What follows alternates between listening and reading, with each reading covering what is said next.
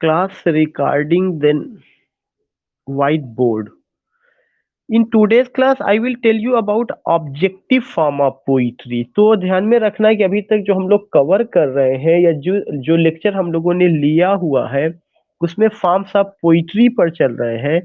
But in today's class I will tell you about what I will tell you about objective form of poetry. OBJECTIV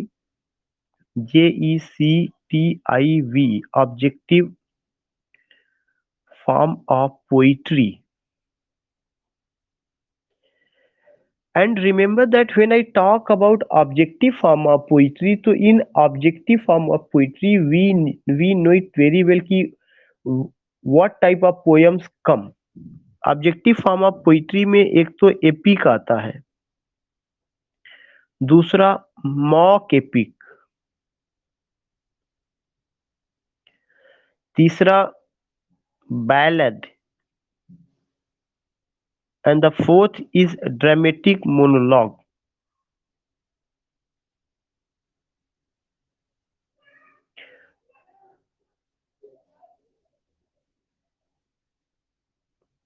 I just told you कि in today's class I will go with what? I will go with objective form of poetry. Then I told you what comes in objective form of poetry. In objective form of poetry, epic comes, mock epic comes, dramatic monologue comes, and ballad comes. A four types of poem. Yeah, four types of poem you will get. And remember that we will talk about what we will talk about epic. हम लोग जो बात करेंगे वो किस पर बात करेंगे? एपिक पर बात करेंगे। We will talk about epic. when I talk about epic there is a very simple definition of epic कि epic is a long narrative story in verse. Number 1 point, it's a long narrative story in verse. It's a long narrative story in verse. अगर कभी आपसे कोई पूछता है epic क्या है तो यू हैव टू टेल कि epic is a long narrative story in verse. एक सिंपल सा डिफिनीशन जो आपको ध्यान में रखना है कि एपिक किसको कहा जाता है। एक लंबी कहानी जो कविता में लिखी गई होगी उसको क्या कहा जाएगा? उसको एपिक कहा जाएगा। A long narrative story in verse. दूसरा जो है एपिक के लिए दूसरा जो इंपॉर्टेंट पॉइंट आता है that is what the second important point, it has grand style and elevated thought. It has grand style and elevated thought. Elevated thought. It has grand style and elevated thought.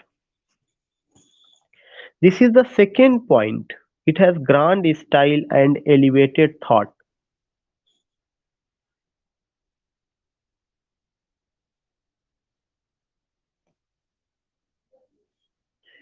Grand style का मतलब जो इसकी style होगी वो बहुत शानदार होगी, जो इसमें थॉट रखे जाते हैं वो बहुत एलिवेटेड होते हैं, उच्च लेवल के होते हैं। तो दो पॉइंट ध्यान में रखना है कि पहला point epic is a long narrative story in verse. दूसरा point it has grand style and elevated thought. जो तीसरा पॉइंट आपको ध्यान में रखना है that's also important and the third point is what? The third point is कि it has what? It has serious subject matter. It has serious subject matter. जो भी सब्जेक्ट मैटर होगा वह बहुत ज्यादा सीरियस होगा। It has serious subject matter. It has serious subject matter. You will come to know what? You will come to know it has serious subject matter.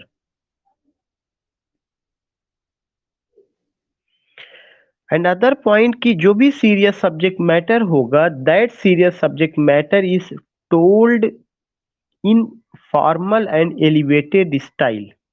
Next point, fourth point, serious subject matter is always told. Serious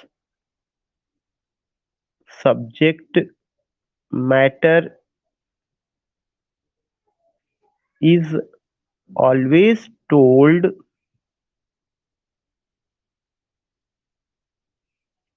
in a informal and elevated style. Informal and elevated style. elevated, elevated style. So you will get these points, and why these points are significant, these points are highly significant. You will come to know कि जो poet है वो poet किसके बारे में जो epic होगा, epic में किसके बारे में बात किया जाता है, सीरियस सब्जेक्ट मैटर होगा। और जो सीरियस सब्जेक्ट मैटर होगा वह कैसे बताया जाता है, serious subject matter is always told in formal and elevated style. What type of style, formal and elevated. Again, I would like to repeat कि I told you 4 points related to epic. 4 points क्या क्या है, पहला point जो मैंने आपको बताया कि epic is a long narrative story in verse. कोई भी लंबी कहानी जो कविता के रूप में लिखी जाती है, बताई जाती है, उसको एपिक कहा जाता है। यह एक खासियत हो गई। फिर दूसरी कैरेक्टरिस्टिक्स मैंने ये बताया कि it has grand style and elevated thought. Grand style and elevated thought, जो इसका स्टाइल होगा, जिस स्टाइल में एपिक को कंपोज किया जाता है, लिखा जाता है, वह स्टाइल सुपर्ब होती है, ग्रांड होती है। और साथ ही साथ मैंने आपको ये बताया कि उसका जो थॉट होगा वह कैसे होगा, एलिवेटेड होगा। एलिवेटेड मतलब उच्च विचार उसमें होंगे। कोई भी रिडिकुलस सब्जेक्ट मैटर नहीं होगा, माइनर सब्जेक्ट मैटर नहीं होगा, पेटी इश्यूज नहीं होगा, ट्रिवियल या ट्रिफल सब्जेक्ट मैटर नहीं होगा, बल्कि गंभीर मुद्दों को लेकर के गंभीर ढंग से उसको प्रेजेंट करने की कोशिश की जाती है। तीसरा चीज जो मैंने आपसे शेयर किया कि इसका जो सब्जेक्ट मैटर है वह सीरियस सब्जेक्ट मैटर है।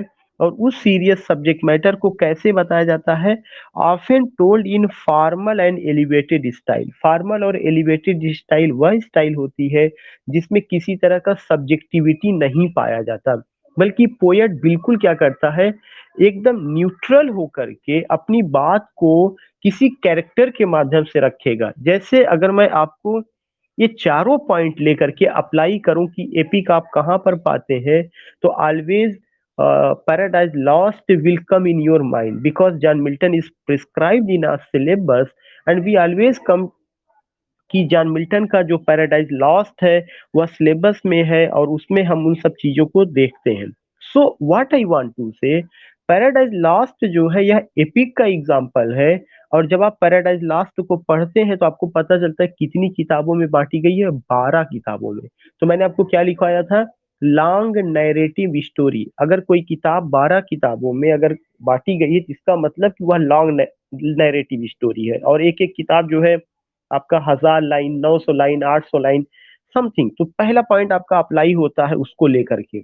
दूसरा चीज होता है कि उसमें जो सब्जेक्ट मैटर होगा वह सीरियस सब्जेक्ट मैटर होगा।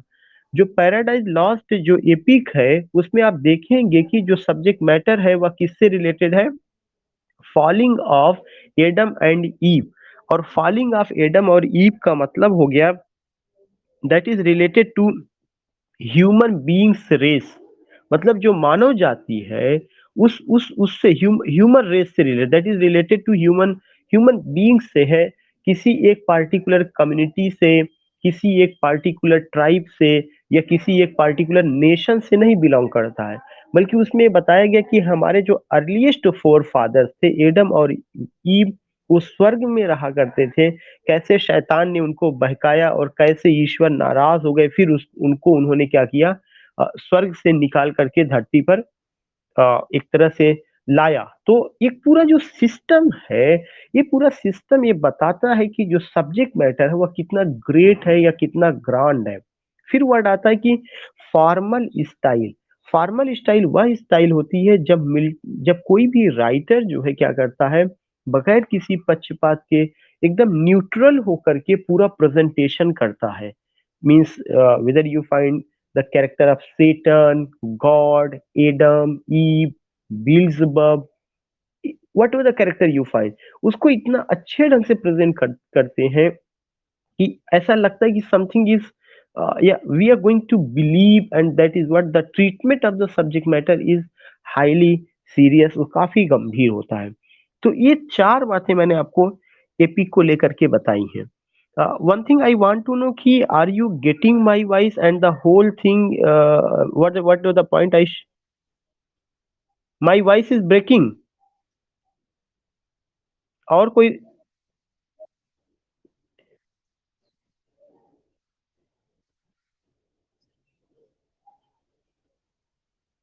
सोनाली मैडम, आपके साइड में नेटवर्क गड़बड़ है, क्योंकि आप जब भी बोल रही तो बहुत ज्यादा साउंड, मतलब बहुत खरखरा रहा है काफी ज्यादा जो है वहां से साउंड। तो आई थिंक कि there is a problem from your side, and I don't think कि चूंकि पूरा नेटवर्क मेरे यहाँ अभी not a single time I found any type of unstable network, and the people are also responding, but doesn't matter. अगर आपको नहीं सुनाई पड़ रहा है या क्लियर नहीं हो रहा है, the whole thing is going to be recorded. बहुत सिंपल वे मैंने लिख करके सारी चीजें एक्सप्लेन की हैं। तो यू हैव टू, या ओके ओके, तो you have to enjoy the whole lecture. If you find any type of problem, you will get it later on when I will upload the video. अभी सुबह का lecture मैंने download कर लिया है, अभी क्लास खत्म होने के बाद मैं अपलोड कर दूंगा उसको भी। हम्म। तो what ever what the point I told you कि सीरियस सब्जेक्ट मैटर उसमें होता है, तो ये बेसिक कैरेक्टरिस्टिक्स है जो हमें एपिक से रिलेटेड जानना चाहिए था, जिसको लेकर के मैंने बात किया है। दूसरा चीज, जो एपिक होगा उसमें अगर आप देखेंगे कि उसके जो कैरेक्टर्स होते हैं, most of the characters are quasi divine figure. You will come to know जो उसके कैरेक्टर्स होते हैं, दे आर व्हाट कैरेक्टर्स, उसके कैरेक्टर्स ऑफ एपिक और quasi divine figure. Quasi divine figure, QUASI, ये एम एच अब्राम्स का word है, quasi divine figure. M H Abrams कहते हैं कि जो एपिक है उसके अंदर के जो कैरेक्टर होते हैं वे ऐसे होते हैं कि ऐसा लगता है कि जैसे उनके अंदर कुछ ईश्वरीय टैलेंट है। ऐसा ऐसा नहीं कि वे पूर्ण रूपेण इंसान है, इंसान तो हम सारे लोग भी हैं, लेकिन उनमें से जो कैरेक्टर का प्रेजेंटेशन किया जाता है, some characters are angel, some characters are human beings, some characters are Satan, God. In this way we find the mixture of these things, तो वो क्वाजी डिवाइन फिगर, कुछ उसमें ईश्वरीय तत्व मौजूद होते हैं। ऐसा लगता है कि ईश्वर के द्वारा दी गई शक्ति उसमें विद्यमान होती है, या इस तरह के कैरेक्टर्स जो है हमें देखने को मिलते हैं ज्यादातर चीजों में, चाहे उनकी ब्रेवरी हो, चाहे उनका अपना डायलॉग हो, चाहे उनका बैटल में एक तरह से उनका अपना जाना हो, all these things we find उसमें हो रहा है। और एक चीज और देखा गया है कि जो भी मेन कैरेक्टर होगा, वह मेन कैरेक्टर किसी एक ट्राइब का, नेशन का, या पूरे ह्यूमन रेस का जो है रिप्रेजेंट करने वाला होगा। जैसे जॉन मिल्टन का जब आप पैराडाइज लॉस्ट पढ़ते हैं तो उसमें एडम और ईव जो है ह्यूमन रेस को रिप्रेजेंट करते हैं। जो भी एपिक होगा, उस एपिक में जो भी कैरेक्टर होगा, वह एक समुदाय को, वह एक ट्राइब को, वह एक राष्ट्र को रिप्रेजेंट करता है, और उसके डाउनफॉल का मतलब होता है कि उसके राष्ट्र पर बहुत बुरा असर पड़ता है। तो एक तरह से हम इस चीज को देखते हैं जो एपिक की कैरेक्टरिस्टिक्स में आता है।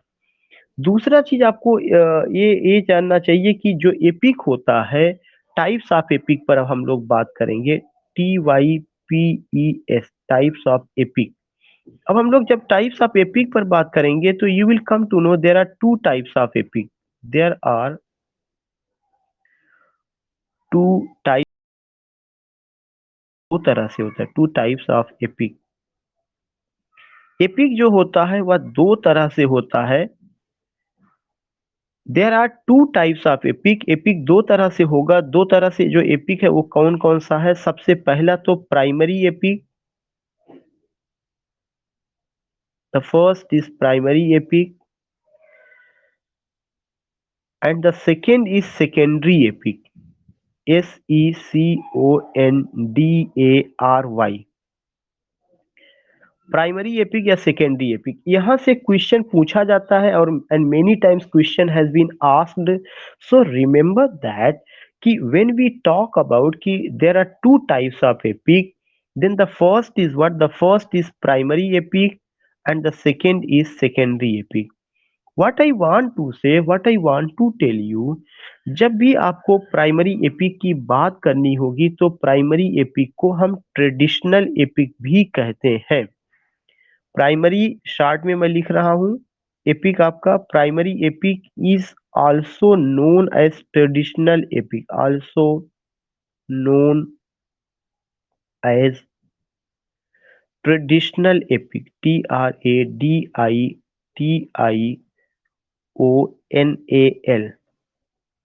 जो प्राइमरी एपिक है उस प्राइमरी एपिक को हम ट्रेडिशनल एपिक भी कहते हैं. पहला पॉइंट ध्यान में रखना है. सबसे पहले पोर्शन में मैंने आपको ये बताया कि एपिक क्या होता है, उसकी कैरेक्टरिस्टिक्स क्या होती है. अब मैं उसका सेकेंड पोर्शन ले रहा हूँ जिसमें मैं आपको ये बता रहा हूँ कि एपिक के टाइप्स क्या होते हैं. एपिक के दो टाइप्स होते हैं, प्राइमरी एपिक और आपका सेकेंडरी एपिक. अब हम डिटेल में जो बात कर रहे हैं वो प्राइमरी एपिक पर बात कर रहे हैं कि प्राइमरी एपिक क्या है.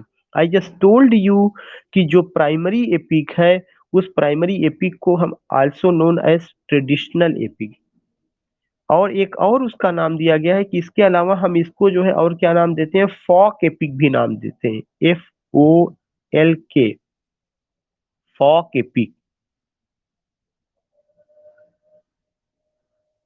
तो you will come to know कि जो प्राइमरी एपिक है उस प्राइमरी एपिक को हम कई नामों से जानते हैं. One thing I want to know कि लोग मेरे पास मैसेज कर रहे हैं, गजेंद्र जी कर रहे हैं कि मेरी आवाज नहीं जा रही है. फिर से मैं जानना चाहता हूँ जा रही कि नहीं जा रही है.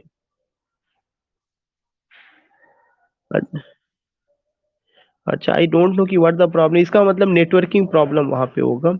तो या primary epic is also known as traditional epic, और इसी को एक और करके आप कह सकते हैं, इसी को फॉक एपिक भी कहा जाता है, FOLK, फॉक. तीन नाम आपको मैं क्लियर करना चाहता हूँ. पहला तो प्राइमरी एपिक, प्राइमरी एपिक को क्या कहा जाता है, ट्रेडिशनल एपिक, या उसी को आप कौन सा नाम देंगे, फॉक एपिक नाम देंगे. तो these are the three names, ये तीन नाम है जो हमें फॉलो करना है, या ये तीन नाम है जो हमें ध्यान में रखना है. Second point I want to tell you कि when you with these things की प्राइमरी एपिक, ट्रेडिशनल एपिक या folk epic, then remember that कि there are certain other things which we have to follow. कि primary epic को primary epic क्यों कहा गया, या इसको फॉक एपिक क्यों कहा जाता है, या ट्रेडिशनल एपिक क्यों कहा जाता है. ट्रेडिशनल एपिक तो नाम से ही पता चल रहा है कि उस समय जो था एक परंपरा ऐसी थी जिसकी वजह से उसको कहा गया, वो एपिक लिखने का शुरुआत था और एक परंपरा उसमें डाली गई. दूसरा चीज, इसको फॉक एपिक क्यों कहा जाता है, इसलिए कहा जाता है कि इसमें जो सब्जेक्ट मैटर थे वह जो है क्या थे, बहुत ही लोकल स्तर के होते. लोकल का मतलब है कि आप कह सकते हैं कि नेटिव होते थे, या जो वहाँ की अपनी जो लोकल संस्कृति हमारी होती है, जो हमारी रीति रिवाज होते हैं, वहाँ पे अगर लोगों के बीच में ऐसी कोई कहानियां प्रचलित हों तो उस पार्टिकुलर कहानी को लोग जबानी रट लेते थे और उसको एक जनरेशन से दूसरे जनरेशन को ट्रांसमिट कर देते थे, भेजते थे. तो जैसे अगर जो है 14 चैप्टर्स है बाय द वे, तो 14 चैप्टर्स में एक इन्होंने रट लिया, दूसरा उन्होंने रट लिया, तीसरा उन्होंने रट लिया, और रटने के बाद सामने वाले को भी रटा देते थे. तो आपको ये समझना चाहिए कि जो ट्रेडिशनल एपिक है उसको फॉक एपिक इसलिए कहा जाता है कि उसका जो सब्जेक्ट मैटर था वह सब्जेक्ट मैटर ज्यादातर लोकल स्तर की चीजें, लोकल स्तर मतलब उस राष्ट्र की, जिस राष्ट्र में वो एपिक लिखा गया उस राष्ट्र की जो कल्चर है, रीति रिवाज है, वहाँ की मिट्टी की जो खुशबू है, वहाँ की जो संस्कृति है, वो सारी चीजें हमें जो है किसमें देखने को मिलती हैं, उस ट्रेडिशनल एपिक में देखने को मिलती है. इसीलिए उसको फॉक एपिक भी कहा जाता है. और चूंकि यह पहली बार आता है और इसको लोगों ने वेलकम किया, इस वजह से इसको हम प्राइमरी एपिक भी कहते हैं। प्राइमरी का मतलब जिसको एक इम्पोर्टेंस शुरू में बहुत ज्यादा दिया गया। लेकिन एक दूसरी जो पहचान आपको ध्यान में रखना है कि यह जो प्राइमरी एपिक था, यह एक तरह से जो है क्या था कि या अगर देखा जाए तो जो पहले ओरल फॉर्म में था, बाद में इसी को क्या किया गया, रिटन शेप दिया गया। What I want to say कि primary epic primary epic was in oral form. जो भी प्राइमरी एपिक था, पहले लोग उसको जो है जबानी रट लेते थे, मौखिक रूप से रटे होते थे, तो primary epic was in oral form. Later on it was given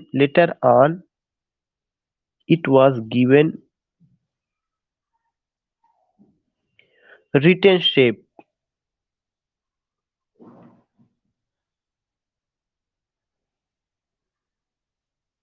ये पॉइंट आपको ध्यान में रखना है। जो प्राइमरी एपिक है, वह प्राइमरी एपिक आपका क्या था, वह ओरल फॉर्म में था, मौखिक रूप से था। उसको जो है बाद में लिखित रूप दिया गया। जो प्राइमरी एपिक के कैरेक्टर्स होते हैं और उसका जो सब्जेक्ट मैटर होता है, that exist already. Subject matter and characters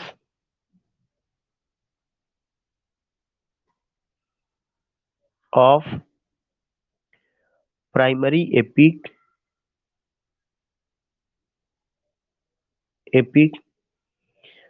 already exist। Note down this point: subject matter and characters of primary epic already exist.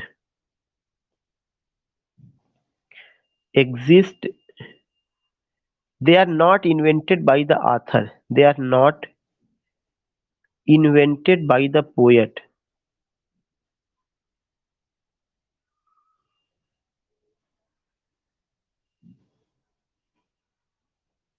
So remember that what I want to tell you, जब भी हम primary epic की बात करते हैं तो दो चीजें पहली बात तो ध्यान में रखनी है। वो दो चीजें कौन कौन सी हैं? सबसे पहला पॉइंट जो आपको ध्यान में रखना है कि यह ओरल फॉर्म में होता है। ये मौखिक ही रूप, इसका शुरू में मौखिक रूप में होता है। इसको लोग रटे रहते हैं, एक जनरेशन से दूसरी जनरेशन को पहुंचा देते हैं। It is transmitted from one generation to another generation. बाद में इसको एक लिखित रूप दिया जाता है। लेकिन जो लिखित रूप देने वाला होता है, वह ये दावा नहीं कर सकता कि इसको मैंने इन्वेंट किया। क्यों? उसने जो भी लोगों की जबानी सुना, उसी को उसने क्या किया, एक रिटन शेप दे दिया। तो इसका मतलब ये होता है कि लिखने से पहले भी वह मौजूद थी, वह कहानी मौजूद थी, वे कैरेक्टर्स मौजूद थे, लेकिन उनकी मौजूदगी लिखित ना होकर के बल्कि मौखिक थी। इसी वजह से इसको क्या कहा गया, इसी वजह से इसको ट्रेडिशनल एपिक कहा गया, फॉक एपिक कहा गया और प्राइमरी एपिक कहा गया। तो मे आई नो कि जो मैं बात समझाना चाहता हूँ, वो आपको समझ में आ रहा है? या so what I want to say कि जो भी प्राइमरी एपिक होगा, अभी भी किसी ने अपने आप को म्यूट नहीं किया है।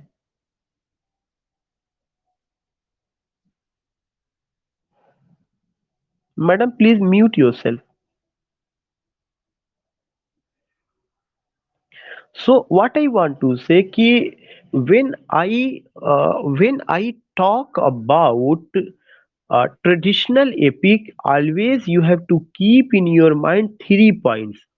पहला पॉइंट की ओरल फॉर्म, दूसरा पॉइंट की transmitted from generation to generation, एक जनरेशन से दूसरी पीढ़ी या एक पीढ़ी से दूसरी पीढ़ी में इसको ट्रांसमिट कर दिया जाता था, और बाद में इसको लिखित रूप दिया गया। जब बाद में इसको लिखित रूप दिया गया, तो इसका मतलब ये हो गया कि जो लिखने वाले लोग थे, अनडाउटली उनकी कला है, उन्होंने इसको लिखा, लेकिन उन्होंने इसका आविष्कार नहीं किया। ये पहले से समाज में मौजूद था, लेकिन उसकी मौजूदगी ओरल फॉर्म में थी, ना कि रिटन शेप में थी। अब सवाल ये उठता है कि दुनिया का पहला प्राइमरी एपिक कौन है? Homer's Iliad and Odyssey. Homer's Iliad and Odyssey. Homer's Iliad and Odyssey is an example of primary epic. ये जो है एग्जाम्पल है प्राइमरी एपिक का, जो ऐसा कहा जाता है कि पहली बार जो है वर्ल्ड में पहली बार इसको लिखा गया या आया। Homer's Iliad and Odyssey is an example of primary epic.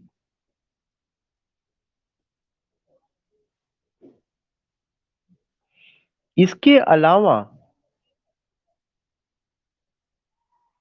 There is another example, जो इंग्लिश लिटरेचर में अगर ये पूछा जाता है कि इंग्लिश लिटरेचर में पहला प्राइमरी एपिक कौन है, तो इंग्लिश लिटरेचर में पहला प्राइमरी एपिक बियोल्फ है। In English literature, in English literature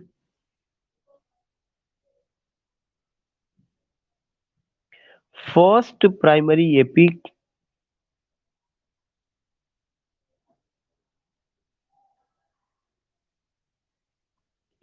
is Beowulf. BEOWULF। English literature का पहला जो प्राइमरी एपिक है उसका क्या नाम है? बियोल्फ है। BEOWULF।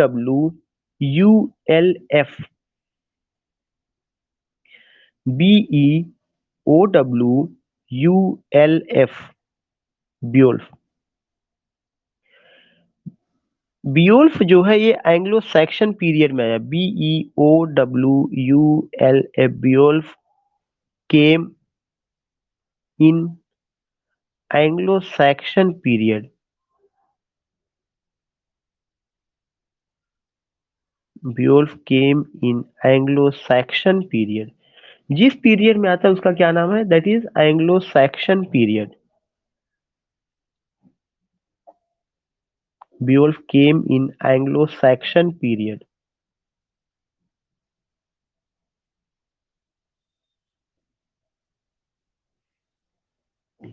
Beowulf came in Anglo-Saxon period.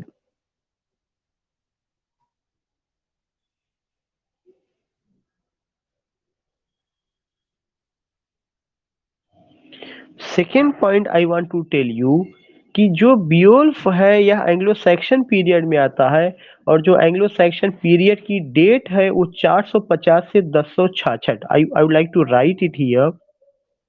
Anglo Saxon period में आया है, ये बात पहले मैं बता चुका हूँ, बट उसकी जो डेट है वो है 450 से 1066। Anglo Saxon period, ANGLO, Anglo Saxon, SAXON, Saxon period 450 से 1066। Yeah, no, no, you can't get the name of the author. It was a teamwork, and you can't get any special name ki you that you can give the credit to someone ki the credit goes to this one at that one. In other words, you can say that there is no author. इसका कोई author नहीं है. It was a, yeah, it was a team. Yeah. It was a teamwork, and it was anonymous. It was a teamwork. दूसरा चीज, it was anonymous work. It was anonymous, ANONYMOUS,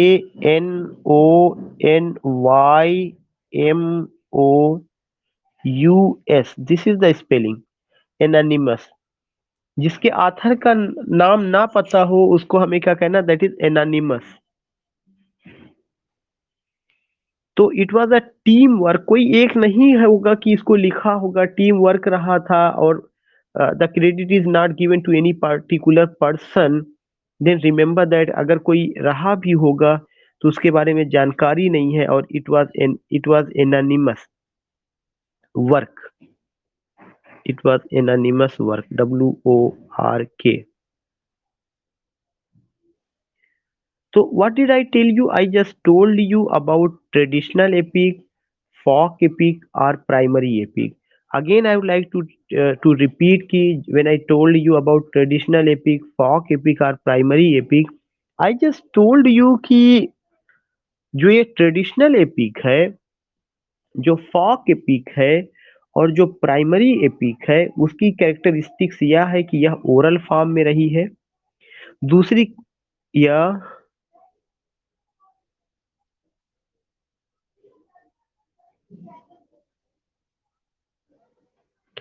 first tell me your name Rakim. अच्छा dancing ji, one thing I would like to tell you कि हम लोग आगे निकल आए हैं और अगर मैं रिवीजन उस चीज को दोबारा लिखूंगा तो चैनल पे वही जाएगा। सारी चीजें रिकॉर्डेड है, सारी चीजें रिकॉर्डेड है। आपको अगर कोई दिक्कत आएगी, कोई प्रॉब्लम आएगी तो आप मुझसे इंडिविजुअली फोन करके समझ लीजिएगा। वैसे जब हाँ, when you will go with video you will not get any problem at all. बहुत सिंपल वे में उसको बताया गया है और उसी चीज को मैं फिर से बता रहा हूँ। लिख तो नहीं पाऊंगा लेकिन मैं बता दे रहा हूँ। एक तो मैं हाँ, one thing I want to tell you कि जो प्राइमरी एपिक है उसमें क्या क्या बातें मैंने बताई है। एक तो पहला बात कि ओरल फॉर्म।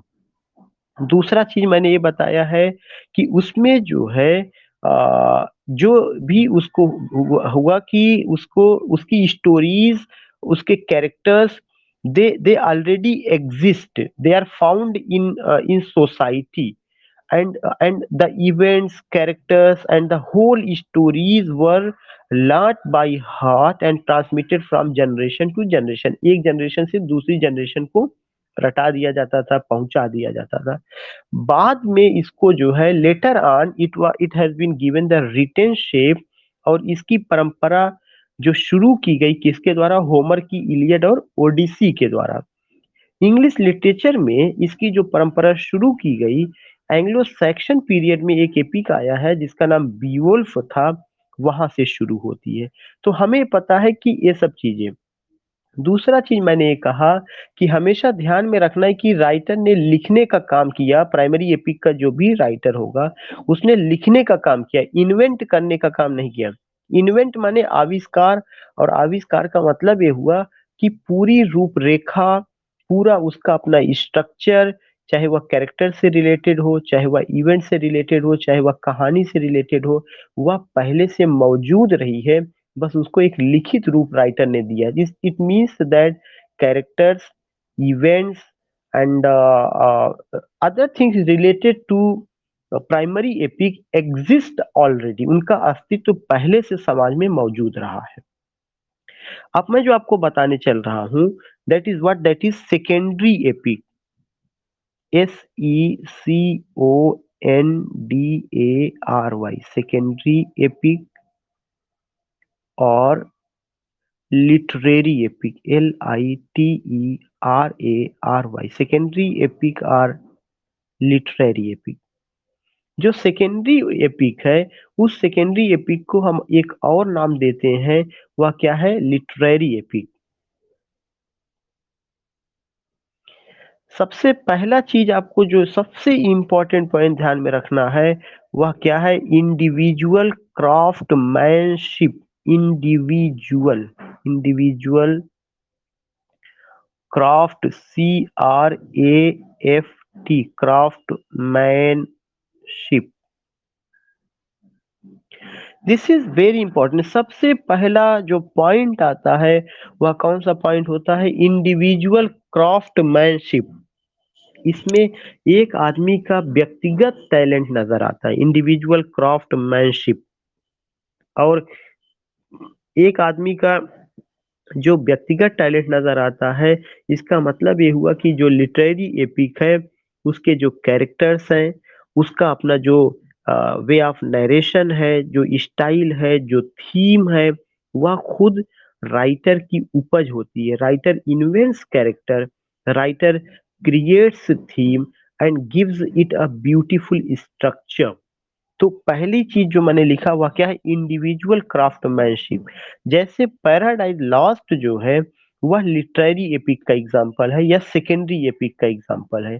तो पैराडाइज लास्ट का चाहे सेटन होगा, चाहे गॉड है, चाहे बिल्जबब है, चाहे एडम है, चाहे ईव है, ये सब के सब जो कैरेक्टर्स हैं, यह मिल्टन के दिमाग की उपज है।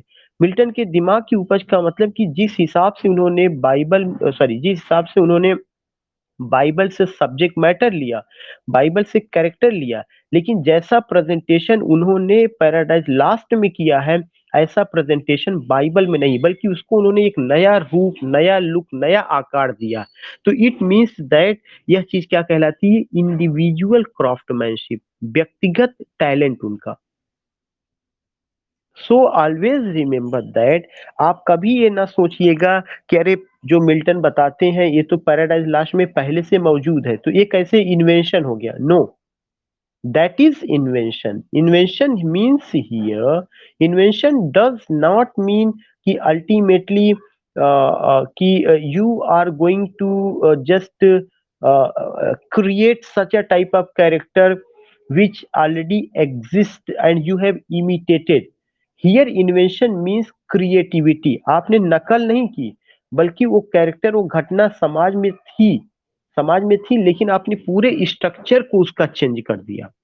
एडम की बात, ईव की बात, जीसस क्रिस्ट की बात, हेवन की बात, हेल की बात, पैराडाइज की बात, और क्या नाम है कि ब्लिसफुल सीट की बात, Eden garden, whatever you will come to know, कि जितना भी रहा है उसका प्रेजेंटेशन इतना सुपर था कि उसमें क्या नजर आता है? इंडिविजुअल क्राफ्टमैनशिप, एक आदमी का व्यक्तिगत टैलेंट नजर आता है इसको पेश करने में, इसको प्रेजेंट करने में। और यही रीजन है, यही कारण है कि उस एपिक को हम लोग क्या कहते हैं? लिटरेरी एपिक कहते हैं। उसमें लिटरेरीनेस होता है। दूसरा इंपॉर्टेंट पॉइंट जो आपको ध्यान में रखना है कि ये जो लिटरेरी एपिक होगा, इसकी स्टाइल यानी जो कंपोज करने का तरीका होगा वो ट्रेडिशनल एपिक से ही होगा। जो ट्रेडिशनल एपिक जैसे 12 किताबों में बांटी जाती थी, तो लिटरेरी एपिक भी 12 किताबों में बांटी गई। ट्रेडिशनल एपिक में भी ग्रांड स्टाइल, एलिवेटेड थॉट था। यहाँ पर भी ग्रांड स्टाइल और एलिवेटेड थॉट है। लेकिन एक अंतर ये है कि जो लिटरेरी एपिक होता है वह कभी ओरल फॉर्म में नहीं होता। लिटरेरी एपिक सीधे सीधे रिटन फॉर्म में आता है, और जो प्राइमरी एपिक होता है वह पहले ओरल फॉर्म में होता है। जो लिटरेरी एपिक होता है, इसको जो है, ऐसा नहीं है कि कोई जनरेशन जबानी रटी होती है फिर उसको आगे बढ़ाती है। नो, यह रिटेन शेप में होता है, और रिटेन शेप में ही एक जनरेशन से दूसरी जनरेशन को दिया जाता है। और दुनिया में लिटरेरी एपिक को लिखने की जो शुरुआत किए हुए हैं, वो वर्जिल ने किया हुआ है।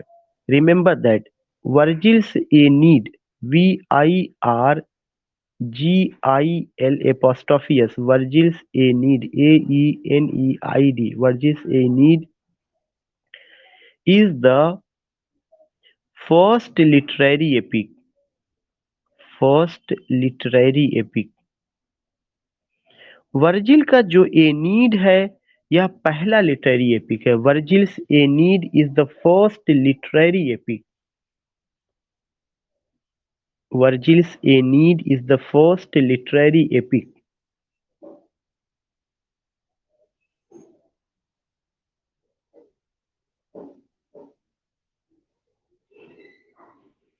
Second point I want to tell you, when you talk about Virgil's Aeneid is the first literary epic, तो ये जो वर्जिल का एनीड था, यह लैटिन में था। It was written in Latin, it was written in Latin. ये क्वेश्चन पूछा जा चुका है जो बताने चल रहे हैं। It was written in Latin. Later on it was translated in English.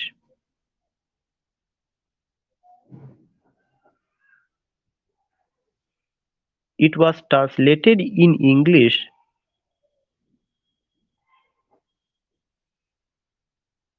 by Henry Howard Earl of Surrey. Henry hovered, ये मैं आपको पढ़ा चुका हूं अभी जब ब्लैंक वर्स पढ़ा रहे थे। Earl of Surrey, in blank verse.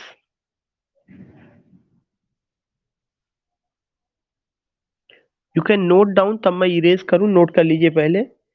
Later on बाद में it was translated in English by Henry hovered earl of Surrey in blank verse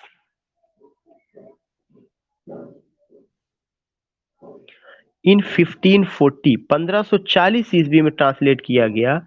और ये जो बुक थी 12 किताबों में थी, लेकिन 12 किताबों में से केवल 2 किताब का ट्रांसलेशन हुआ। कौन कौन सा? Book 2 and 4। Book 2 and 4।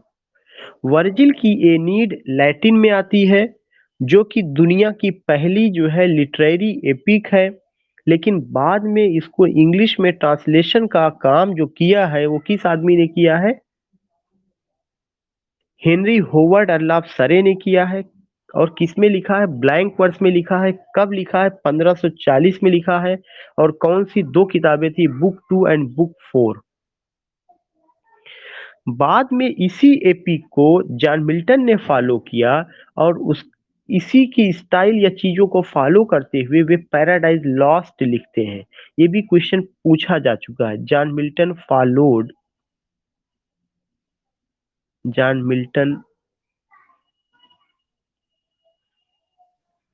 Followed Virgil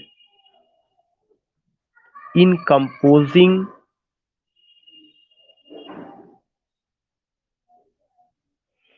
John Milton followed Virgil in composing, क्या चीज कंपोज करने में? जॉन मिल्टन फॉलोड वर्जिल इन composing paradise lost. Paradise lost 1667, 1667।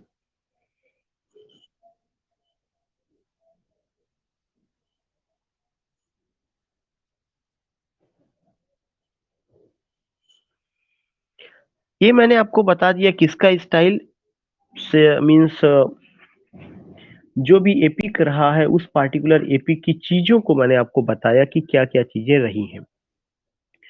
दूसरा चीज मैं आपको एक पॉइंट यहाँ पे और बताना चाहता हूँ। पैराडाइज लॉस्ट के अलावा जॉन कीट्स का Hyperion, now you have to write down example.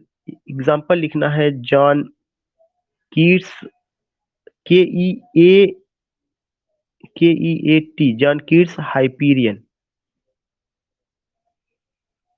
Hyperion is an example of fragmentary epic. Is an example of fragmentary, fragmentary fragmentary epic। John Keats का जो हाइपीरियन है वह फ्रैगमेंट्री एपिक का example है। And you should remember that कि ये जो फ्रैगमेंट्री epic है, it's very important point. Fragment का मतलब क्या होता है? टुकड़ों में। तो टुकड़ों में ऐसा नहीं कि यह कोई एक नया एपिक है। वह जो था कंप्लीट नहीं हो पाया था, बल्कि वह टुकड़ों में रह गया था। This is why that is known as fragmentary epic, fragment. तो उसका तरीका तो उन्होंने अडॉप्ट किया मिल्टन की पैराडाइज लॉस्ट का, बट ही वो उस तरह की चीजें नहीं रही। इस वजह से इसको क्या कहा जाता है? जॉन मिल्टन का जो हाइपीरियन है that is an example of fragmentary epic. Next point I want to tell you, कुछ जो है विलियम ब्लेक ने लिखा हुआ है। उन्होंने कुछ एपिक्स या प्रोफेटिक बुक्स उन्होंने लिखा। विलियम ब्लेक्स, BLAKE विलियम ब्लेक्स का द फोर जोवास एक किताब का नाम है। किसने लिखा है? William Blake. The Four Zoas, Milton Jerusalem, MILTON, Milton भी एक उनका रहा है। और एक और किताब है जेरूसलम। तो note down this point. William Blake's the Four Zoas एक किताब, देन कामा। दूसरी किताब का नाम है मिल्टन। तीसरी किताब का नाम है Jerusalem, JERUSALEM, Jerusalem.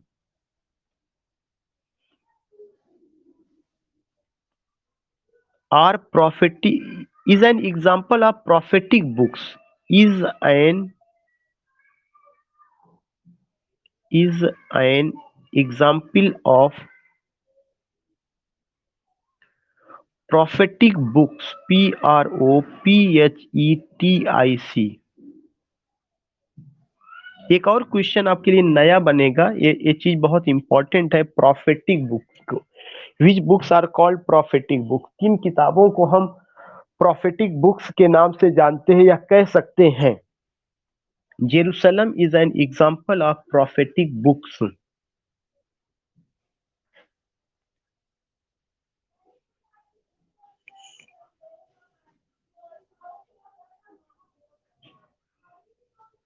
Then remember that कि जो प्रोफेटिक बुक्स होता है उसमें ये चीज होता है कि you will find the prophecy, और उसमें जो है डिवाइन वार्निंग होती है।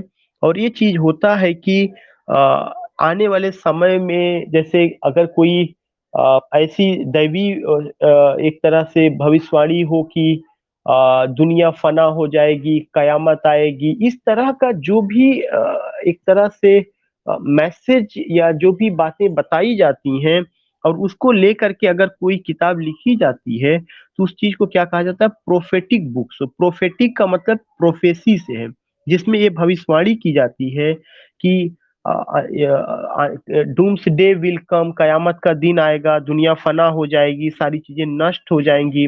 तो इस तरह की चीजों को लेकर के सब्जेक्ट मैटर जो होता है उसको प्रोफेटिक बुक्स कहा जाता है। और विलियम ब्लेक की 3 किताबें हैं, the Four Zoas, Milton, Jerusalem, जो प्रोफेटिक बुक्स हैं, जो एपिक मैनर में लिखी गई है, एपिक स्टाइल में।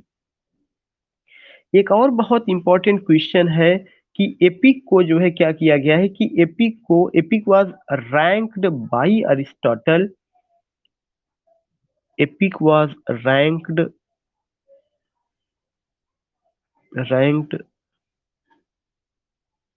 Bye Aristotle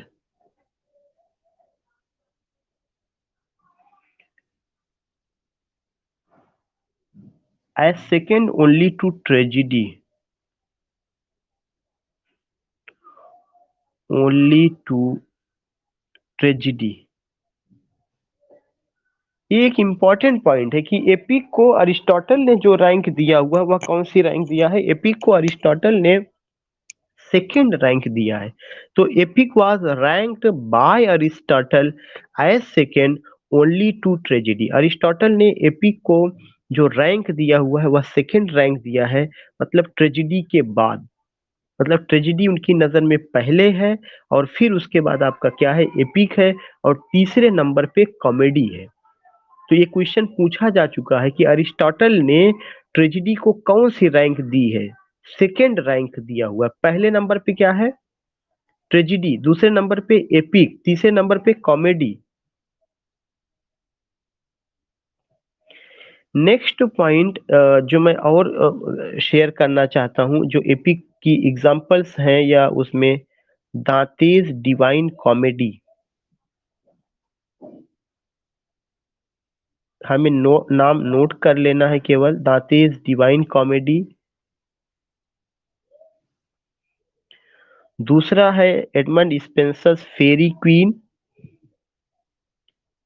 Edmund Spenser's Faerie Queene, FAERIE, Faerie Queene, Edmund Spenser's Faerie queen.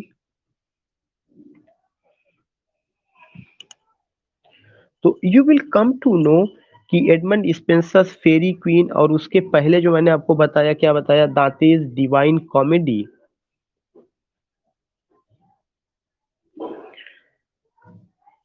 Wordsworth, Wordsworth, WORTHS, Wordsworth. The Prelude, the Prelude, और करके इसी का नाम है, growth of poet's mind, growth of poet's mind, MIND, growth of poet's mind.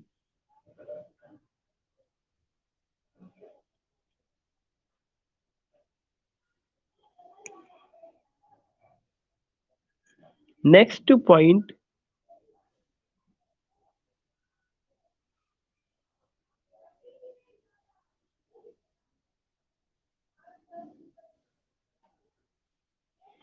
That's important.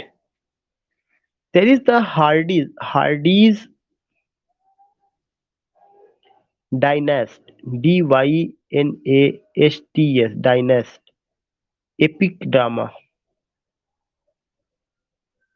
I am not writing epic, इसके साथ ध्यान में रखिएगा एपिक ड्रामा है ड्रामा, लेकिन उसका मैनर एपिक है, इसलिए शब्द को बिल्कुल क्लियर करके लिखिएगा। 1904 में।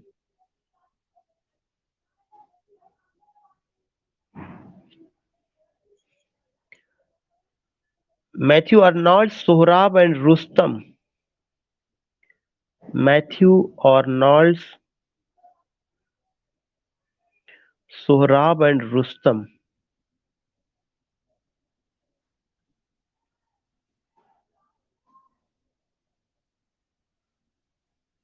Matthew Arnold, Sohrab and Rustam. T S. Eliot's the Waste land.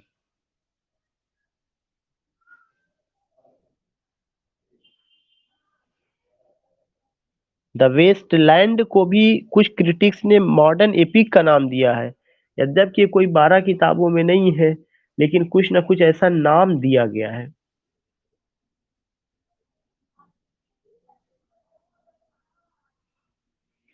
Another writer, Alfred Noyes, Alfred Noyes, Alfred Noyes की किताब का नाम है, किताब मतलब उनकी एपिक का नाम ड्रेक।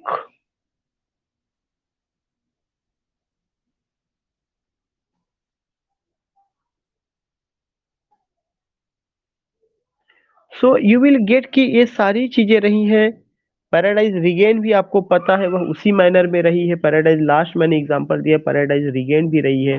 और एपिक इतना आसान नहीं लिखना, बहुत बड़ी चीज है। अगर कोई आदमी एपिक लिख दिया है तो वो समझिए बहुत बड़ा काम होता है। एक एक लाइन को, even when you start to write poem means sonnet is a poem of 14 lines, उसी में लगता है कि कितना ज्यादा चीजों को इमेजिन करना, वो करना। बट 12-12 किताबों में एपिक लिखना आसान बात नहीं है। अब उसके बाद एपिक से जुड़े हुए कुछ टर्म है जो आपको समझना है। वह टर्म क्या क्या है? सबसे पहला टर्म है प्रोपोजिशन। ना कि केवल एपिक से, बल्कि और भी जगहों पे ट्रेजिडी में भी ये चीज देखने को मिलता है, प्रोपोजिशन।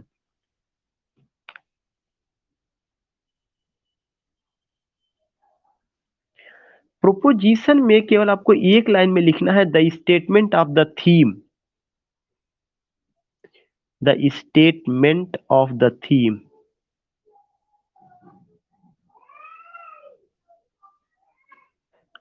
प्रोपोजिशन जो है यह एक ऐसा शब्द है जो यह बताता है कि आखिर थीम को लेकर के क्या स्टेटमेंट दिया गया है। स्टेटमेंट का मतलब यह है कि आखिर किस थीम को लेकर के ये एपिक लिखा गया है। जैसे अगर मैं पैराडाइज लॉस्ट की बात करूं तो उसका जो थीम है, to justify the ways of God to man, उसमें अगर आप देखेंगे तो वो चीजें जब बात कही जाती है तो उसको हम क्या कहते हैं? प्रोपोजिशन कहते हैं। इसीलिए मैंने आपको लिखवा दिया the statement of the theme.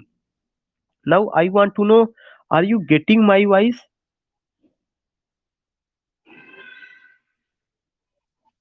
अच्छा, ठीक है, ठीक। Okay okay okay okay. So what I want to tell you कि the term proposition is a literary term, और इसका मतलब ये होता है कि the statement of the theme, जो विषय वस्तु है, उस विषय वस्तु को लेकर के क्या स्टेटमेंट दिया गया है। This is the proposition. And the second word is invocation. INVOCATION,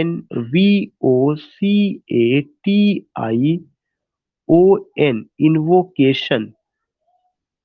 If I talk about what is invocation, then remember that invocation का मतलब ये होता है कि calling of a goddess, invoke करना। जब किसी देवी या देवता को बुलाया जाता है तो उसके लिए क्या होता है?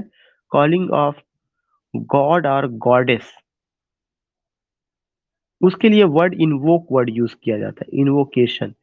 आपको याद होगा कि when you read Paradise Lost in the very beginning of the epic you will come to know Milton invokes goddess Muse. Milton ने किसको इन्वोक किया है? गॉडेस म्यूज को। तो म्यूज को जब वो इन्वोक करते हैं, उसको आह्वान करते हैं, बुलाते हैं, तो उस पार्टिकुलर चीज को क्या कहा जाता है? That is known invocation. तो दो टर्म मैंने क्लियर किया, प्रोपोजिशन एंड इन्वोकेशन। मैं आपको यहाँ पे लिख दूं कि Milton invokes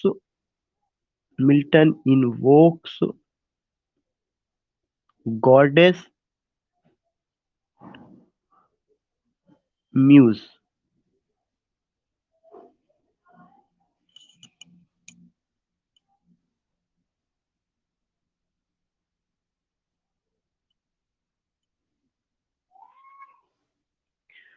second important point,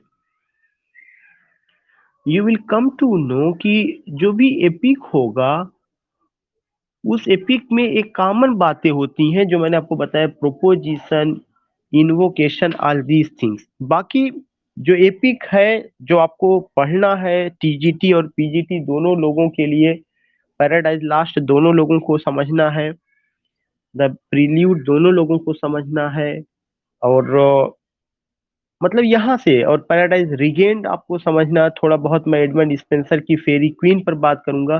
तो ये सब चीजें कहाँ कवर होंगी? जब हिस्ट्री ऑफ इंग्लिश लिटरेचर एक दो दिन बाद शुरू करेंगे तो उसमें ये सारी चीजें कवर होंगी। Next point which I want to share with you is what, that is epic को हम लोग जनरली 12 बुक्स में डिवाइड करते हैं या उसमें रहा है। लेकिन इसी एपिक को लेकर के एक और बात कही गई। एक क्रिटिक हैं जिन्होंने एक नया टर्म इजाद किया है, उन क्रिटिक का नाम है George Lukacs. George Lucas,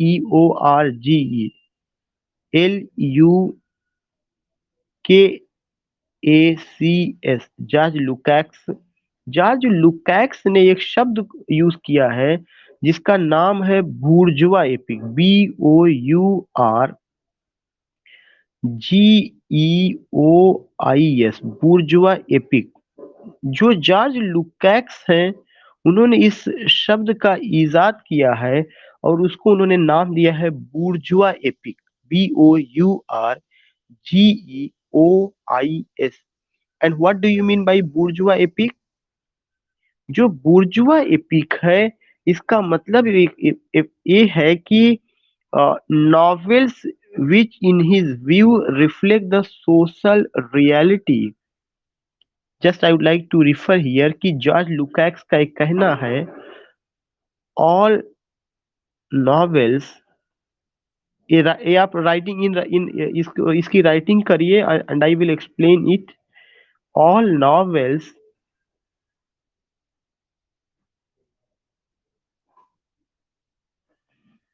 reflect the social reality, reflect the social reality,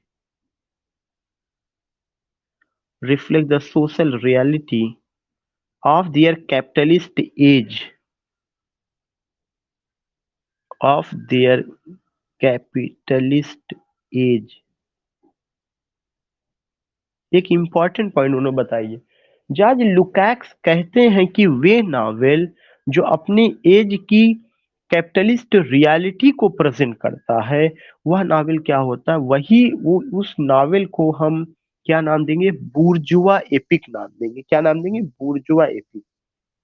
novels, all novels reflect the social reality. इसका मतलब कि जो आपका ये है, दैट इज बुर्जुआ एपिक, वह नावल से रिलेटेड है, लेकिन कौन सा नावल? जिसमें कैपिटलिस्ट रियलिटी को प्रेजेंट किया जाता है। एक उनकी बहुत इंपॉर्टेंट डिफिनीशन है जो उन्होंने बताया है। क्या कहा है? लुकैक्स कहते हैं, लुकैक्स सेड ए, या शिल्पी,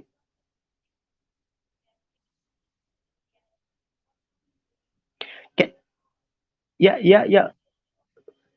Yeah, madam. Always when I use the word capitalist reality, then remember that we are talking about the means Victorian age. If you remember that when we talk about Victorian age, you will come to know it is said that Victorian age was the age just conflict between capitalism and socialism. That was the time, and you will come to know, especially if you take that there was a type of novel, silver fork novel. I think that that time you were not in my class, and when I was just delivering a lecture on the origin of novel, the basic characteristics of the novel, and the types of the novel, then I have gone with this point also, that is silver fork novel. And in silver fork novel, you will come to know कि writers told the plight situation of the workers, and also those who were the factory owner, कि what the lifestyle they have, and what the ultimately lifestyle workers are just enduring, getting, or in what way they are going. So what I want to say, कि when I talk about this particular bourgeois epic, then it does not mean कि we are talking about epic like John Milton, we are talking about epic like Virgil's Aeneid. It's a term, यह एक term है जिसके साथ epic जुड़ा हुआ है, लेकिन यह किसको रिफर करता है? It refers to the novel. And what type of novel? a type of novel in which you find कि there is the description of the capitalist reality. capitalist reality जहां पर कि वर्कर्स का शोषण किया गया, और जो फैक्ट्री ओनर थे वो दिन दुनी रात चौगनी करके प्रोग्रेस किए, और जिसके परिणाम स्वरूप एक रिवोल्ट होता है मार्क्स का। और आप देखेंगे कि मार्क्स जो आते हैं वह जो है विक्टोरियन एज में ही आते हैं, जब उन्होंने और फ्रेडरिक इंजेल ने दोनों ने मिल करके रोट कैपिटलिस्ट मैनिफेस्टो। तो कैपिटलिस्ट मैनिफेस्टो भी कब आता है? विक्टोरियन एज में 1848 ईस्वी में आता है। यद्यपि वो जो मार्क्स का था वो सोशलिज्म में कब जाके चेंज होता है? जब रसन रिवॉल्यूशन होता है 1917 में। तो जॉर्ज लुकैक्स का जो यह फ्रेज है, यह एपिक के लिए नहीं है, बल्कि एपिक की जगह उन्होंने ये शब्द यूज किया, किसके लिए यूज किया है? नॉवेल के लिए। कि एक ऐसा शब्द उन्होंने यूज किया, बुर्जुआ एपिक। तो रिमेंबर दैट कि वो एपिक की स्टाइल में होगा, मतलब लॉन्ग नैरेटिव स्टोरी होगा, लेकिन वो जरूरी नहीं कि वर्स में होगा, वह प्रोजाइक लैंग्वेज में होगा जैसे नावल और होते हैं, लेकिन उसकी खासियत क्या होगी? उसमें कैपिटलिस्ट रियलिटी होगी, एक बेसिक खासियत। जी, और कोई चीज? मत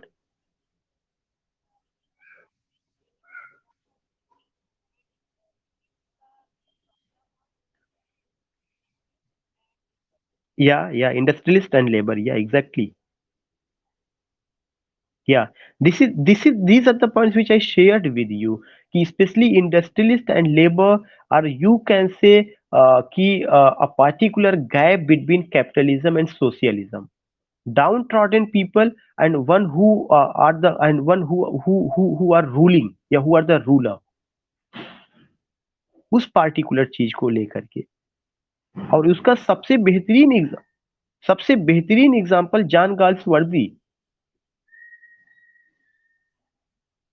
गाल्सवर्दी का जो नावल है, उस नावल में you will come to know कि किस हिसाब से कैपिटलिस्ट मेंटालिटी को दिखाया गया है। अगर आप कोई भी उनका नावल उठा के देखेंगे, तो फैक्ट्री वर्कर्स का प्रॉब्लम, उसका जो है वर्क असाइंड, वर्क आर्ट्स, तमाम चीजें जो है उसमें हुआ था, और उसको लेके एक बड़ा मूवमेंट चला था, चार्टिज्म के नाम से एक मूवमेंट आता है विक्टोरियन एज में। या शुड आई गो अहेड? या या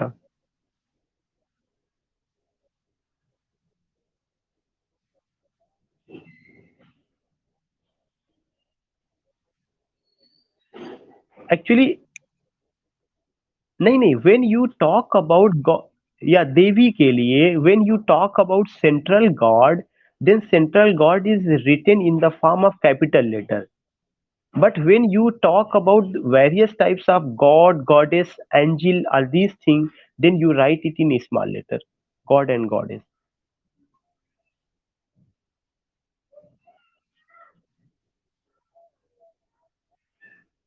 नहीं, शिव शिव जी का नाम जो है that is proper noun. When you are going to rod to when you are going to write the name of Lord Shiva, Shiva is then what, Shiva is the proper name that that might be the name of God also, that might be the name of a person also.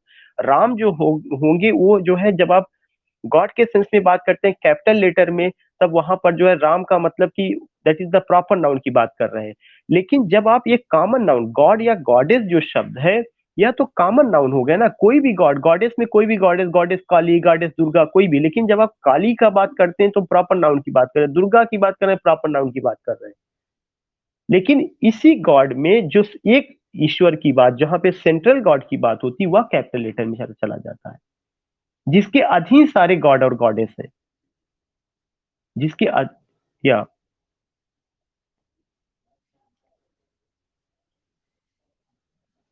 हाँ, first tell me your name. Chakresh, Chakresh या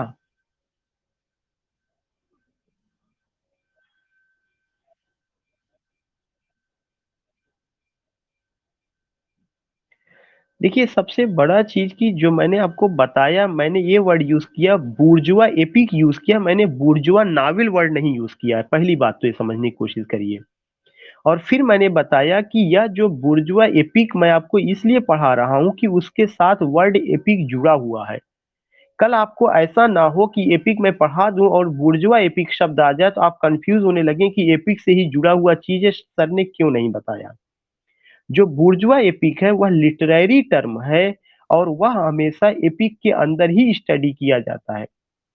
क्यों study किया जाता है? इसलिए किया जाता है कि इस शब्द का यूज जॉर्ज लुकाक्स ने किया, और उन्होंने कहा कि यह जो शब्द है वह ऐसे नावेल के लिए आता है, उपन्यास के लिए, ध्यान में रखिएगा। मैंने ये नहीं कहा एपिक के लिए, उन्होंने कहा कि कुछ ऐसे नावल हैं, जो नावल जो है क्या किए हैं, जिसमें जो है कैपिटलिस्ट रियलिटी को दिखाया गया है, कि जो पूंजीवादी सोच है वो समाज के लिए कितना घातक है, या जो पूंजीवादी सोच है उससे समाज को फायदा है या केवल नुकसान ही नुकसान है।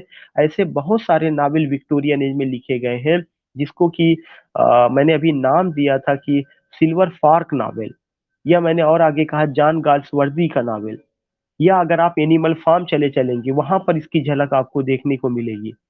तो इस तरह के जो नावल लिखे गए हैं जिसमें कैपिटलिस्ट रियलिटी को दिखाया गया है, उस तरह के नावल को ही जॉर्ज लुकाक्स ने एक नाम दे दिया, और वह क्या नाम दिया? बूर्जुआ एपिक नाम दे दिया। इतनी बातें मेरी क्लियर हुई आपको? तो अब सवाल ये उठता है कि जब उन्होंने उसको बुर्जुआ एपिक नाम दिया तो ये हमारी जिम्मेदारी है ना कि हम उस चीज को समझ लें। आपकी जिम्मेदारी है कि आप उसको समझे, मेरी जिम्मेदारी है कि मैं आपको पढ़ा दूं, उसको छोड़ा नहीं जा सकता है, वो यहीं पर स्टडी किया जाएगा। बुर्जुआ एपिक, बस इतनी ही चीजें समझना है कि जो बुर्जुआ एपिक शब्द है, इसका एपिक से रिलेशन नहीं है, बल्कि इसका किससे रिलेशन है? नावल से रिलेशन है। लेकिन क्यों? क्योंकि यह जॉर्ज लुकाक्स ने एक शब्द यूज किया, और जो है उन्होंने ये नॉवेल के लिए यूज किया है। और एक और बात जो मैं बताने वाला था, वो मैडम से डिस्कस होने लगा था, मतलब बात होने लगी थी। तो आपको ये अभी एक और स्टेटमेंट उनका, जैसे ही मैं वो आपको स्टेटमेंट लिखाऊंगा तो आपको वो चीजें क्लियर हो जाएंगी कि क्या मैं कहना चाहता था। लुकैक्स जो है उन्होंने कहा है, LUKACS, लुकैक्स सेज। उन्होंने एक बात कही है, जब आप उसको करेंगे, उन्होंने लिखा कि द नॉवेल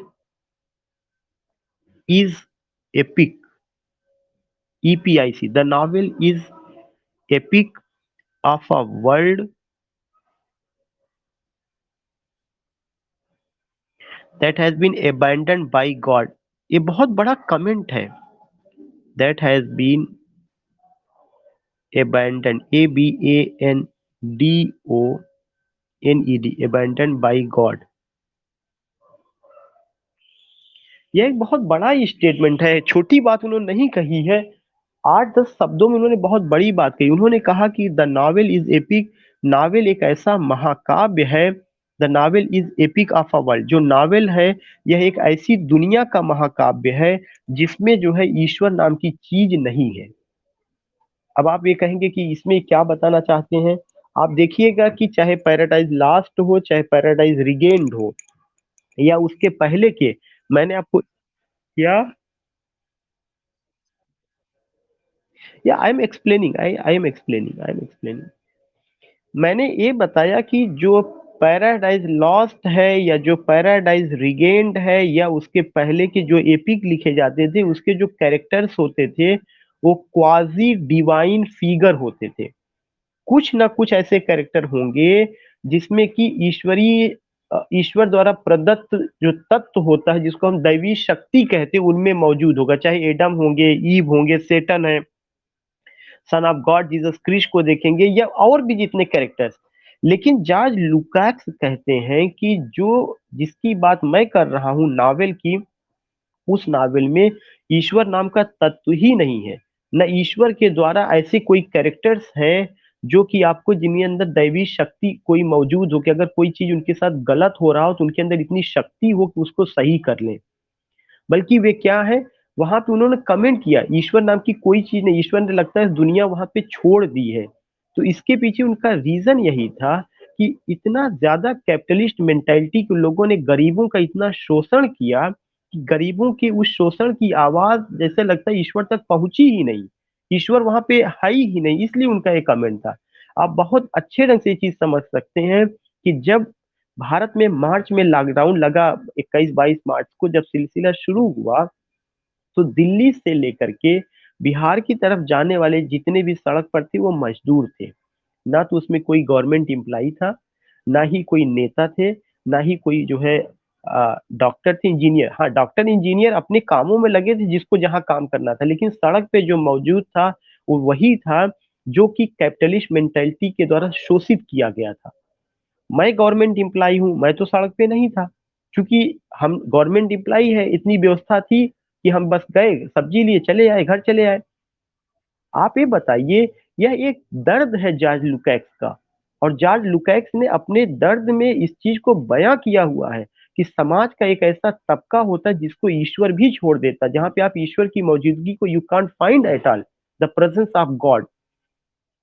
जो उस तरह का एपिक लिखा गया उसमें गॉड की बातें, सेटन की बातें, तमाम दैवी शक्तियों की बातें होंगी, सब चीजें ठीक की जा रही हैं, लेकिन ये रियलिटी है। इसीलिए उन्होंने कहा कि एक ऐसा नावल जो कैपिटलिस्ट रियलिटी को दिखाता है, जो जिंदगी की हकीकत को बयां करता है, जो हमारे और आपकी जिंदगी का हिस्सा है, और जिसमें हम देखते हैं कि एक वर्ग को पीसा जाता है, इतनी व्यवस्था नहीं होती कि वो उसको खाना मिल सके। 4 किलो जो है गेहूं, 2 किलो उसके लिए उसको लाइन में खड़ा करवा दिया जाता है। तो समाज का एक वर्ग ऐसा भी है। तो उस तरह के नावल जो आवाज उठाते हैं उसकी नजर, उनकी नजर में, जॉर्ज लुकैक्स की नजर में, वह बुर्जुआ एपिक है। अब लेट मी टेल यू, अब आप और क्या कहना था। हाँ, अभी मुझे लगता है कि कृष्णा जी का था कि मुझे इसको थोड़ा स्टेटमेंट जो है वो ये कह रहे हैं कि द नॉवेल इज एपिक। पहले सबको म्यूट कर लीजिए। द नॉवेल इज एपिक, यह जो नॉवेल है एक ऐसा, द नॉवेल इज एपिक, जो नॉवेल है वह अपने में महाकाव्य है, लेकिन किसका महाकाव्य? ऑफ अ वर्ल्ड, एक ऐसी दुनिया का महाकाव्य है that has been abandoned by God, जो ईश्वर के द्वारा नकार दिया गया, छोड़ दिया गया, जहां पे ईश्वर को कोई इंटरेस्ट ही नहीं को वहां पे आए और अपनी मौजूदगी का एहसास कराए या वहां की समस्या को सॉल्व करें। Just like waiting for Godot का जो पूरा कॉन्सेप्ट रहा। Any other problem?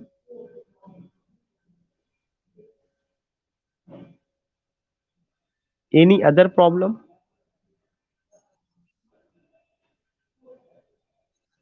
Yeah, I'm getting. Perhaps Rajesh from Mumbai. Yeah.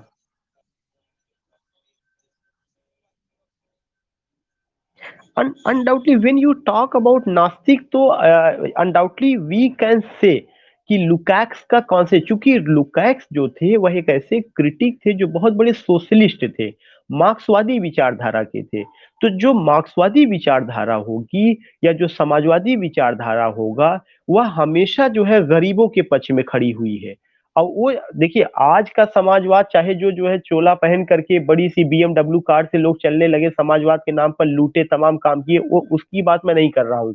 लेकिन समाज जो भी होगा वह हमेशा उसकी एक दर्शन रहा, उसकी एक फिलॉसफी रही है। वह कौन सा दर्शन, कौन सी फिलॉसफी रही है कि केवल और केवल हमें लोअर तबके के लोगों की मदद करनी है, हमें लोअर तबके के लोगों की आवाज को उठाना समाजवाद रहा है।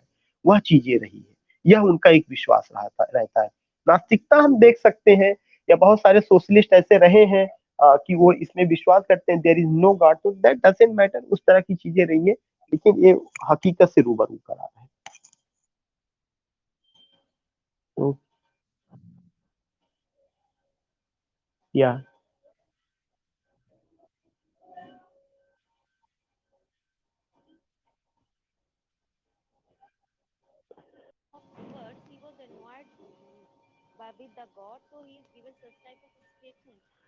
yeah, we can say कि he was annoyed God actually, madam he, if I say कि he was annoyed, तो ये भी एक हो सकता है, क्योंकि जब से डिकॉन्स्ट्रक्शन आए, देरेदा आते हैं, तो देरेदा ये कहते हैं कि किसी भी स्टेटमेंट को एक पर्सपेक्टिव से नहीं, जैसे अभी राकेश जी ने ये चीज कहा कि ऐसा लगता है कि जैसे नास्तिकता की बात है, आपकी वही बातें उसी से कोरिलेट होके आ रही कि he was annoyed with God.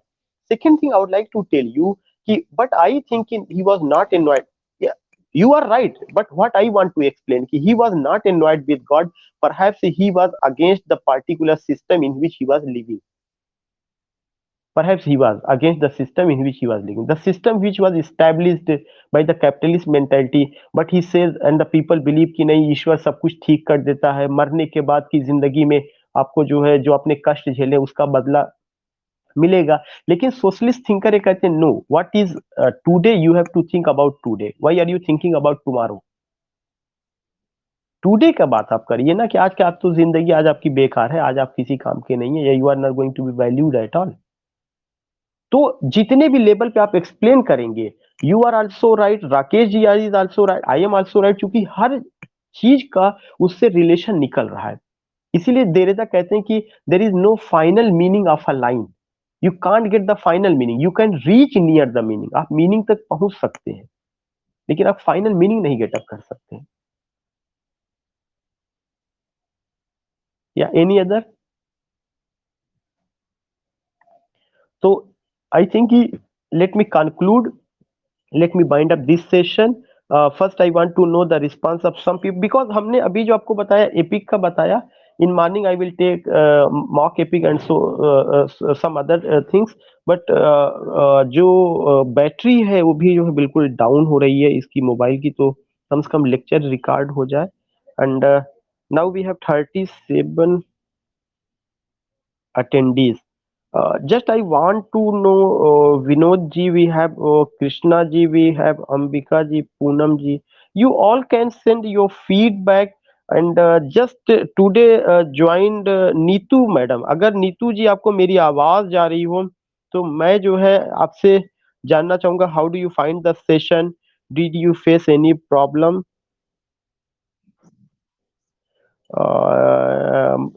It response was given by Sonali madam. Thank you, madam. But I just want to know if there is Neetu ji. She joined my class for the first time, and there is Jagdish ji also. Jagdish ji, I did not attend your call. Yeah, can you give your feedback? Oh, yeah, yeah. Okay, Jagdish ji. Okay, and yeah, there is Nabu Khan from Rampur. Nabu Khan ji, can you tell me what's your yeah? या ठीक है, thank you आपको। या या got your voice. या कृष कुमार जी, या I am getting your voice.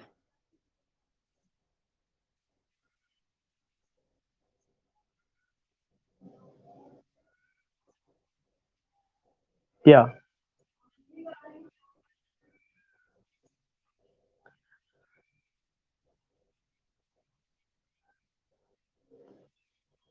नहीं, epic को ऐसा जरूरी नहीं है, पहले एक उसका स्टैंडर्ड बनाया गया था कि 12 बुक में हुई, लेकिन अगर मैं शमीम हूँ, अगर मैं एपिक लिखना शुरू किया, मैं जो 6 किताब लिखने के बाद मर गया, तो ऐसा नहीं होगा वो एपिक नहीं मानी जाएगी, वो एपिक मानी जाएगी। What happened with Edmund Spenser, Edmund Spenser का जो फेरी क्वीन है, उसको उन्होंने 12 का प्लान बनाया था, 7 लिख पाए, 6 मौजूद है, 7वीं जल गई किल कॉलमन में, तो ऐसा नहीं कि उसको एपिक नहीं, वो एपिकल मैनर में उसका सबसे बेहतरीन तरीका क्या होता है, ग्रांड स्टाइल और एलिवेटेड थॉट, जो मैंने पहले बताया था। ऐसा नहीं कि वो एपिक नहीं माना जाएगा, it will be taken as epic, वो एपिक के रूप में लिया जाएगा। अच्छा खैर, मेरा जो बैटरी है ओनली 10% है। या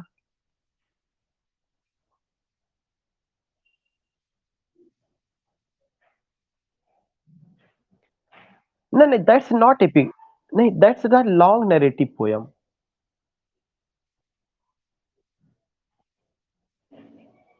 If you found it in epic, if you found it somewhere, then remember that key was it written only in one book. Second thing, the Light of Asia, when it was it was written in three books. So if you are saying ki it was written in three books, undoubtedly that's a long narrative story written about Gautam Buddha. We find Light of Asia mein. So but remember that ki when we talk about the Light of Asia as an epic, I think कि हम सारे लोग भी उस समय, when I was doing intermediate, I have also gone with that book. उस समय तो इतनी मेच्योरिटी नहीं थी, जो टीचर पढ़ा देते थे वही समझा जाता था. लेकिन हो सकता है कि वह एपिक मैनर में, बट आई डिडेंट गेट, और उसका एग्जाम्पल और भी मैं कहीं पे पाया नहीं. जैसे एम एच अब्राहम जितनी भी एपिक होते हैं सबके एग्जाम्पल्स देते हैं. Didn't get, but I didn't get if it is, yeah, if it is there, so you can say, yeah. We are just going to bind up the session, yeah. Oh, oh, good night, good night.